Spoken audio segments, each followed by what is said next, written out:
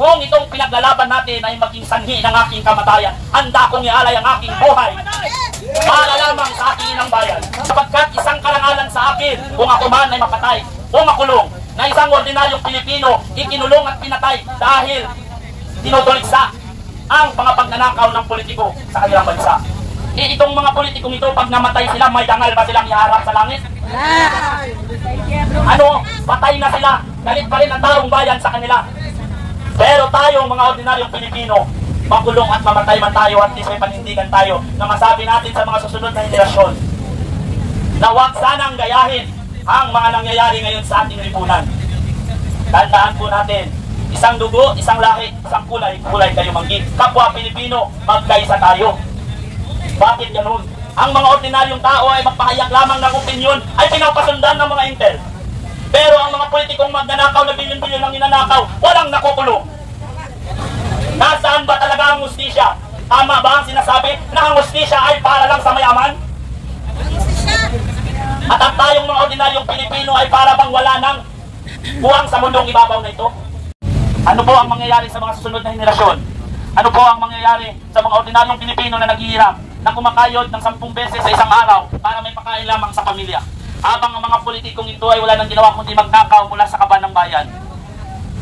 Yan po ay ating naisiparating na sana'y madinig. Panahon na para ang ordinaryong Pilipino naman ang kampihan ninyo.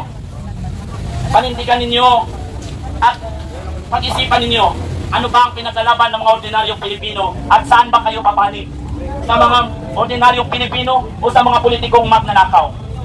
Tandaan po natin, lahat po tayo ay voluntaryong kumikilos at labanan ang mga politikong magnanakaw. Tandaan po natin, hindi tayo bayan dito. Hindi tayo binabayaran ng sinong politiko. Sapagkat ang pinaglalaban natin dito ay ang ating integridad at prinsipyo upang labanan ang mga politikong magnanakaw sa ating lipunan. Tandaan po din po natin na hindi po ang bansa natin ang ating kalaban. Hindi po ang bansa natin ang nais natin pabagsakin. Kaya hindi po ito matawag na citing to sedition. Sapagkat ang kinakalaban po natin ay ang mga magnanakaw na politiko. Gamitin po ninyo ang pera ng gobyerno para sa mga magnanakaw na politiko. Supilin nyo sila. Huwag ninyong gamitin ang pera ng taong bayan para sa mga nagsasalita laban sa mga politikong ito. Hayaan po natin ang mga taong bayan na magpahayag ng kanilang opinyon at salubin. Sapagkat hindi na po kaya ng mga ordinaryong Pilipino na maging bulag-bulagan na lamang sa nangyayari sa ating bansa.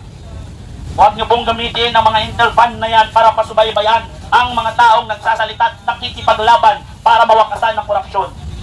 Gamitin po ninyo yan upang sumpuin ang mga NPA na naganap ngayon sa atin na silang namamayagpag na naman. Hindi tayo papayag na tayo ipatatahimikin.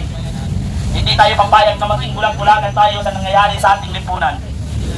Kung hindi tayo lalaban para sa ating kinabukasan, sino pa ang lalaban sa atin?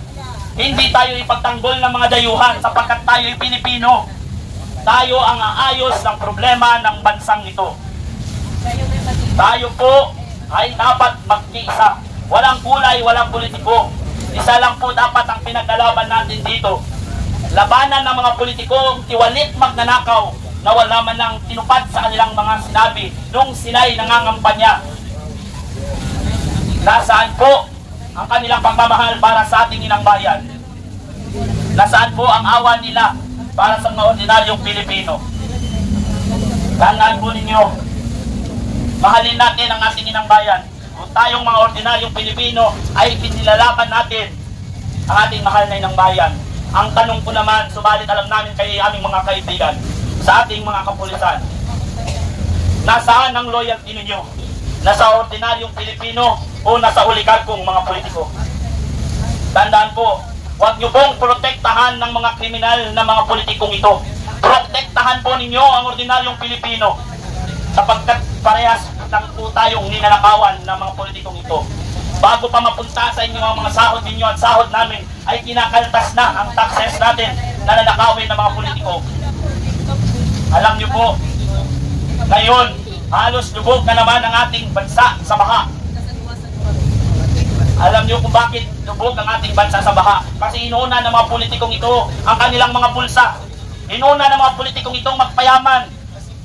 At inuna ng mga politikong ito, bigyan ng karangyaan muna ang kanilang mga pamilya at hindi nakikontento sa yaman na mayroon sila. Sana, balang araw, ay makamit natin ang tunay na hustisya. Hustisya na ang punot dulo ng nakawang ito ay walang iba kundi si Marcos. Hindi tayo naniniwala na hindi niya alam ang insertion.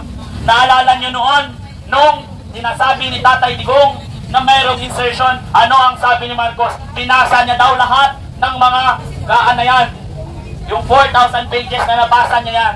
Pero subalit niya yan, nung sabi niya, wala siyang kinalaman.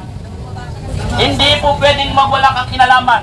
Ikaw ang ama ng bansang Pilipinas sa kasalukuyan. Ikaw ang dapat mayroong karapatan. Kung talagang mahal mo ang ordinaryong Pilipino, ora mismo ipakulong mo ang mga magnanakaw na politiko. Hindi tayo papayag na bababa lamang sila sa pwesto, kundi dapat managot sila sa taong bayan. Taong bayan at ordinaryong Pilipino na naghihirap para lamang may pakain sa kanilang pamilya.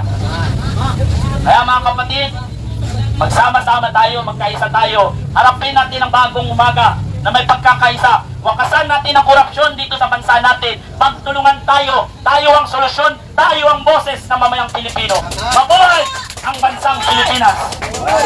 Mabuhay ang ordinaryong Pilipino. Mabuhay ang mga kapulisan na may paninindigan at prinsipyo. Sana wag na mabuhay ang walang taong panindigan at prinsipyo sa bansang ito. Sapagkat sila ang alay at salot sa ating lipunan na patuloy nilang sinisira at dignidad at prinsipyo ng mga kapwa nilang Pilipino. Nasaan ang malasakit ng mga politikong ito? Nakikita nyo ba? Nasaan ang pagmamahal nila sa inang bayan? Kung paano natin masasabing wala silang pagmamahal? Subalit inuna nilang magpayaman kaysa sa kanilang inang bayan. Tandaan po natin, hindi tayo mapatatahimik kahit sinong politiko. Ako po, tumatayo sa inyong harapan. Kung itong pinaglalaban natin ay maging sanhi ng aking kamatayan, handa kong ialay ang aking buhay para lamang sa aking inang bayan. Kaya ngayon sa ating panalangin, hilingin natin sa ating Panginoon na sana'y pakinggan niya ang boses ng ordinaryong Pilipino at manaig ang katotohanan at pagmamahal ng bawat isa sa ating inang bayan. So ngayon, medyo maiksi lang po ating programa sapagkat nagmamadali tayo. Candlelighting na po tayo, sinya na po ninyo ang inyong kandila at tayo ay manalangin. Sapagkat wala si Pastor ngayon, so ako na naman po ang magdarasal sa atin. Ayan lang po, kaya sabi ko kahit pagka-demonyo ang ugali ko, ay may pagkaka-Diyos din minsan. Walang perfectong tao sa mundong ibabaw, pero hindi pinanganak dapat dito sa mundong ibabaw ang mga politikong magnanakaw. Mahalin po natin ang bansa natin. Tayo kung hindi nila kayang mahalin ang bansa natin, kung sila'y maging sunod-sunuran sa yaman ng mga politiko, tandaan po, mas masahol pa sila sa malansabi sila. Kasi diyan po ninyo ang inyong mga kandila.